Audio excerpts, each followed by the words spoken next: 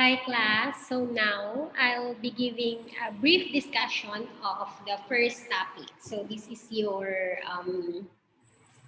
asynchronous discussion for the day. You just have to listen to the discussion and then later I will just have one question which I will be posting in our MS Teams.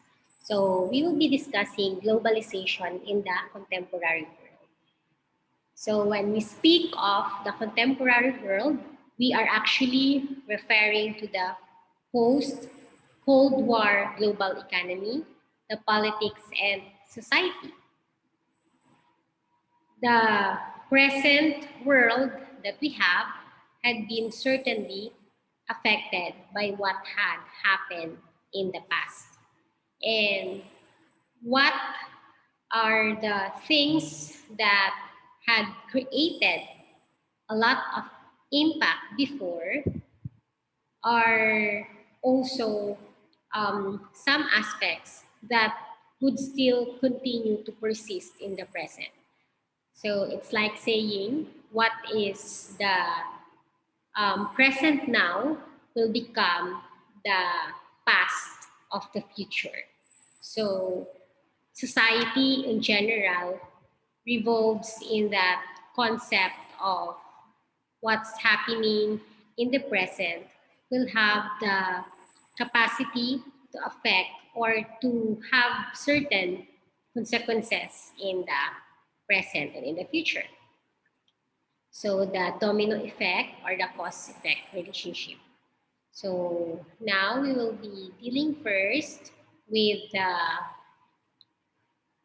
um, definition of globalization, the economic, political, and social dimension of globalization, the character of contemporary globalization, the competing views of the globalization, and at the same time, we'll also be evaluating the historical factors that help shape the contemporary globalization. But first, we'll just focus on the first and second goal. So what is globalization? So last time we said that it is a multi-dimensional set of social processes. And these are creating, multiplying, stretching, and intensifying worldwide. In terms of social interdependencies, one aspect would affect other aspects. So we also have the concept of the intersectionality of issues in which the present struggles of a certain sector would also have effect with that of the other areas or sectors and exchanges. So how people would deal and would connect with one another. So it is also said that it is the shrinkage of distance on a large scale because it seems that the world has become smaller. So we find ourselves connecting with one another. We can talk to people who are in the US or in Europe. And given with of course, the advent of technology, for example, we are learning remotely. We're not really facing one another, but it seems that the distance had been blurred as long as you have that connection, the internet connection, for example. So globalization is also the international integration of markets of goods, services, and capital. So it deals with how we transfer the goods, how we provide services, and of course, how we generate funds or what are the things and the money and other resources that we will be using so that the different processes, for example, economically can be facilitated. Globalization is also the intensification of the worldwide social relations.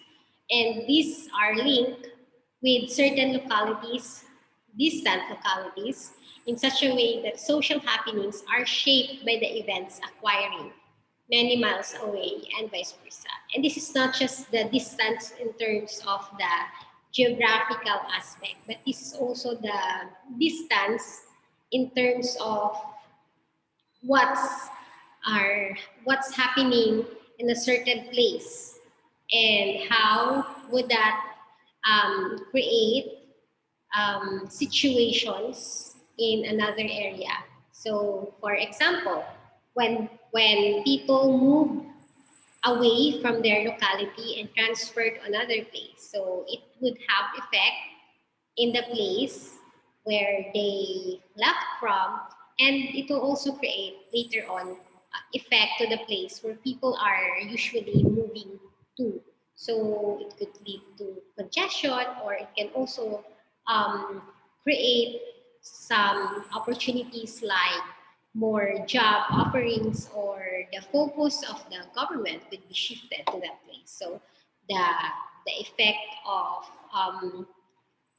like, for example, urbanization is not just about the effect in terms of what's happening in the place where people are going to, but it will also have effect on the place that people are coming from. So aside from the distance, the factor of time is also relevant. So the context of the present, the past, and the future. So a lot of literature also say that through globalization and technology as its mover, we can have that ability to to to get the glimpse of the future, or to somehow touch what's going to happen in the future. So globalization is also about the widening, the deepening, and the speeding up of global interconnectedness. So the way we would link countries and people around the world, the events, the interactions in one place, and how that could create impact of people elsewhere. It is also the process of expansion, intensification, and speeding up of social relations. It has been suggested that because of globalization, the world is reduced um, to what we now call as the global village. So it seems nga daw neighborhood ang dagko nga mga, let's say, countries, because we're trying to link people. So the creation of global village. So while we are promoting nationalism, we're also looking into how we can um, ensure a smooth relationship and connection with other countries around the world. So we are not just people of the Philippines.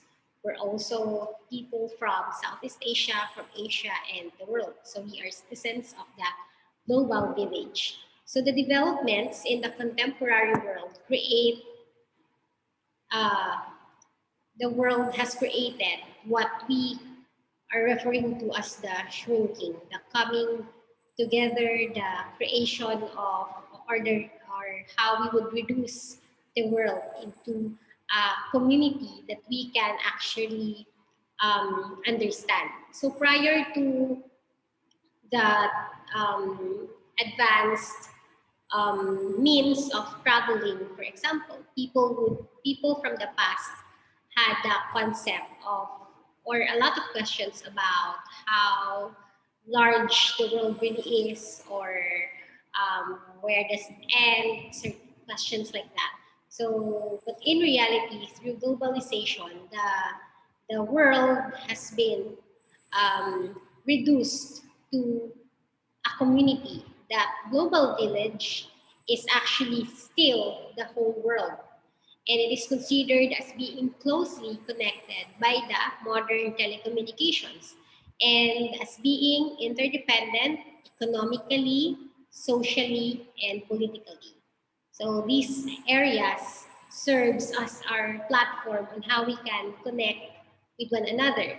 And the world is considered as a single community in which through telecommunications we can link the inhabitants together. So the terms could sound technical, but in reality, the very basic of looking at the global village is, of course, how we link people. And while we recognize that globalization has created a number of positive effects, we're also looking at some negative effects. That's why, through studying this, we can be critical and we can think of how we can stop the negative impacts of globalization, or how can we deal with the not that good consequences, so that they can be transformed into something that is positive. So through strategies, through looking at the roots of the problem, or through root analysis, we can draw out what created a certain problem. Example, how can globalization had had made human trafficking, let's say, more accessible. So as we recognize that problem, we can then zero in into the solutions on how we can avoid and stop the problem. So a thorough understanding of the of certain impacts can lead us to finding the solution of the problem. We're also looking into the simplification of the whole world into that one village through electronic media. And this is a term used to express the relationship between economics and other social sciences throughout the world.